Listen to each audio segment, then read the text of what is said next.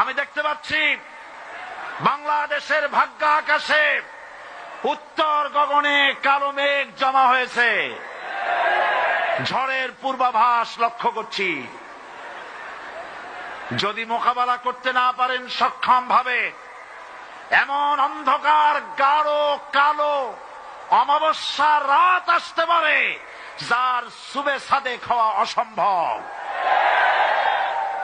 সুতরাং আপনারা কি কাপুরুষের মতো কাফের মুশরিকদের গোলামি করে মরতে চান? বিড়ালের মতো 500 বছর বেঁচে থাকার কোনো লাভ নাই। সিংহের মতো 1 ঘন্টা বাঁচতে চাই। আমাদেরকে বলা হয় সাম্প্রদায়িক উস্কানিমূলক কথা নাকি আমি বলি।